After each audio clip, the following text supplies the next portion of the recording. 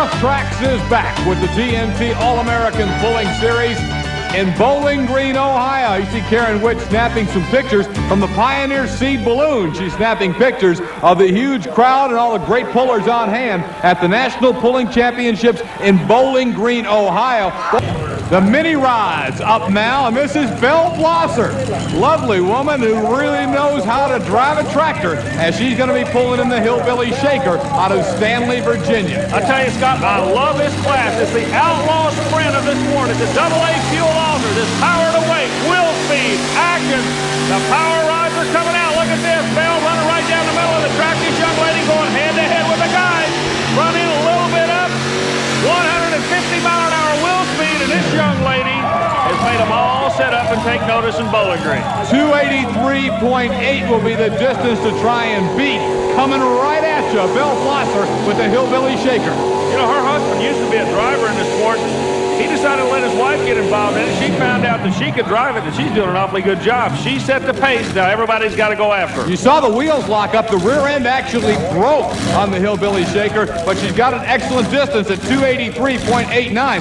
That's what they're shooting at. And taking the shot right now, this is Mac Attack, Robert Lenzini from Highland Park, Illinois. One thing you got to remember about the mini rods, they have 1 horsepower to 1 pound of weight. That is an awesome power to weight combination, and it's just amazing. If anything happens in this sport, it happens so quick with the mini rods. Not going to get there. Mac Attack at 274.1. Belle Blosser still leading. TNT #1 right now. Belle Blosser's #1. Here's Glenn Guenther. Tough enough coming out to take a shot. Guenther out of Pine Bluff, Arkansas. Boy, a premier driver in the sport. He builds a lot of these chassis. As a matter of fact, his company manufactures and sells the frames for these tractors. Many-time national champion. And you talk about a class guy. Guenther is that individual, believe me. However, right now, he's just like everybody else. He's going after the young lady who's sitting on the pole of this thing. Right hand's on the throttle. I want you to notice, if anything happens again, it'll happen quick. Feet are going to operate the brake, right hand on the throttle. Guenther comes out, works the left side. The Pioneer flags are flying in the background. Guenther looking good. Look at this, Scott. A new leader. He's out of here. He's gone. You're right, Army of full pull. Wow, Glenn Guenther and Tough Enough taking the lead. Well, Glenn Guenther, you're sitting in Bowling Green, Ohio, and everybody's got to come and play your game now. Is there anybody else back there that can do it? I believe so. I believe we'll have probably 4 or 5 out before it's over with tonight. What did the track feel like to you out there? It was good. Good track. Solid track. You ain't going to win this thing? We're going to try. Do our best. You're having fun doing this too, aren't you? You bet. You better believe Guenther's having a good time. You really have a good time when you make a full pull, and that's what he's done here in front of the crowd at Bowling Green, Ohio. Joe Station brings out Rollin Dice next to try and force a pull-off with Glenn Guenther. Now you got to remember, the class has a completely different complexity now. Guenther made the full pull. That means you must also make a full pull. Come back and get him in a pull-up, but look at the front wheels on this tractor. He's got him up out of the water trying to get the ground speed going.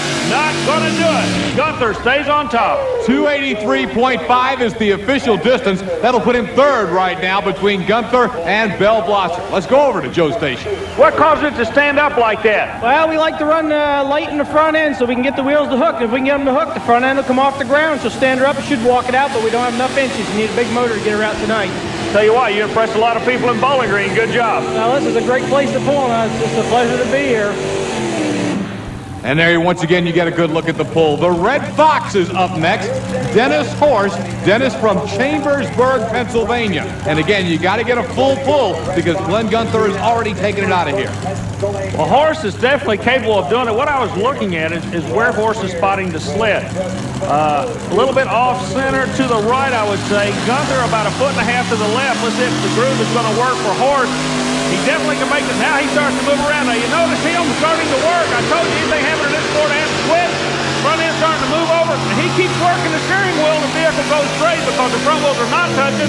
He's not going to do it. Close, but no cigars, Scott. Still an excellent pull, and for the moment, that'll put him 2nd, 289.3. Army, what in the heck is that? Welcome to Bowling Green, Scott. Now, up to now, here's what we've seen. Tough Enough and Glenn Guenther with a full pull out in front, hoping not to have to go to a pull-off. Everybody else trying to force one. Red Fox and Belle Blosser's Hillbilly Shaker round out the top 3. Now, Scott Amy, one of the top pullers in the mini rod division, normally drives the Michigan Twister, but he blew his engine up a week ago. He's thinking about buying the Rat Poison tractor from John Fairbanks. Army, here's a great way to test drive it in competition at Bowling Green. I'm kind of wondering about the warranty right now. Let's watch Scott leave that starting line a little bit. Okay, shook on him right there real quick. Now he's onto the throttle. Notice the driver how violently he's working the steering wheel. That's really to no avail. He's actually steering it with his speed. You can see him pumping the left foot trying to pull it down. Good test run. Ends up second at 290.4. Second of all, what's it going to take to win this thing tonight? I think it's going to take quite a bit of tire speed. It's pulling a little bit of the motor down, but I think it's going to take some tire speed. Like I said, the second time I ever sat to see this tractor, we're fairly happy with the run we had. Thanks, Army. Up next to pull is Larry Koester out of Wadesville, Indiana, in a mini rod called Footloose. The name of that tractor is a good indication of the character that is Larry Koester, a character that has regrouped from a near-tragic accident to become one of the country's best mini rod pullers. 2 years ago, Koester was mowing the land around the home he shares with his wife Caesar when the tractor overturned on him. Koester was badly burned, and doctors later removed both of his legs. An accident like that would have ended active lives for a lot of people, but not Koester. He has bounced back strong. He shrugs off the incident as one of those things in life that builds character. As Koester says, it was an accident that you least expect to happen. I guess there was a spot up in the field that I missed, and I got back, evidently I got back up on the bank, and the bank caved away and the tractor overturned, causing me to have a head injury. And at that time I was unconscious underneath the tractor, and then the tractor ignited in fire. It was a gas tractor. My brothers and dad and some neighbors ended up getting the tractor back off of me and got me back out from underneath the tractor and revived me.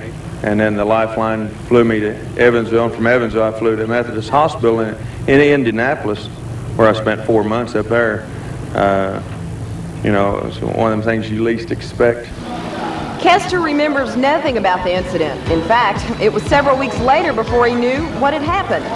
And it wasn't until that time that he discovered his legs were gone. I didn't lose memory. It was just that I have no recollection of what happened from the time I left the house until like 6 weeks later when I woke up. And even at that time, I didn't realize for like 2 or 3 days what had actually happened. It was, you know, I got burned so bad that they had to take them off, and it was, you know, no recollection at all. It was just like one day I was here and the next day I was here shorter. The loss of legs would have meant the end of an active life for most people, but not for Koester. He loves pulling enough to figure out a way to make it work. And he got a lot of help from friends. Those friends just wouldn't let him quit. Well, I always liked tractor pulling. I like the competition, and you know, I didn't want to. You know, a lot of different people wanted me to get into wheelchair basketball and things like that, but I like tractor pulling. I tractor pulled before, and it seemed like now they always say you drive by the seat of your pants, and that's about the only real feel I've got for it, and it helps me hook the tractor a lot better. And the guys I run around with, they treat me just like they always did, you know, and they help me whenever I need to be helped. And I don't want to be treated any different than anyone else. I want to be treated like the rest of the people, you know. And I think a lot of handicapped people feel the same way, but everybody either feels sorry for them or you know, or they treat them different. And those kind of people and myself, we just want to be like everybody else. There goes his pull, and Army, it's an unusual brake system with Larry. For what it is, normally each wheel is operated by pushing on a brake pedal. Now Larry has set up a system where he pulls on the brake pedal with his upper limbs that were not taken off the accident. That's why he can still run head-to-head with these guys. There's his pull, not good enough to knock Glenn Guenther off that top spot. With his full pull, Koester's pull is 273.1. Let's see what he thought about it. Well, Larry, you lined it up on the right side of the track, and you didn't look like you moved the steering wheel at all. The tractor was going great, and then it started drifting to the left. What caused that? I believe I got a tire come down a little on me. Tractor tends to, when the front end comes up, wants to turn to the left a little bit. I didn't want to get out of it, and I didn't really want to hit the brakes, and I thought it might stay in, but right there at the last, I was afraid I was going to go out of bounds. I backed out of it a little bit. I was a little nose heavy, I believe. You heard the story of Larry Koester today. Any way you look at it, you can forget the rest of it. He's just one of the best tractor pullers in the country. Obviously, he's also a great inspiration to all of us. Yeah, no excuses at all. He's a competitor, isn't he, Scott?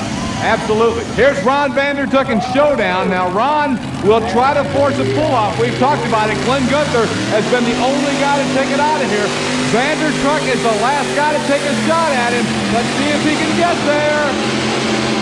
He's laid all his cards on the table. Is it going to be enough? We're watching for the white line. Not going to do it. GUENTHER standing tall in Bowling Green. It'll be an excellent pull at 278.11, but that will not land him in the top 5 as Showdown falls just a little bit short. It's GLYNN and Tough Enough that takes it home from Bowling Green. Scott Amey in Red Poison ran second. The Red Fox third. Bell Blazers Hillbilly Shaker fourth. We talked about Larry Koester. He runs ninth in Footloose against the world's best at Bowling Green.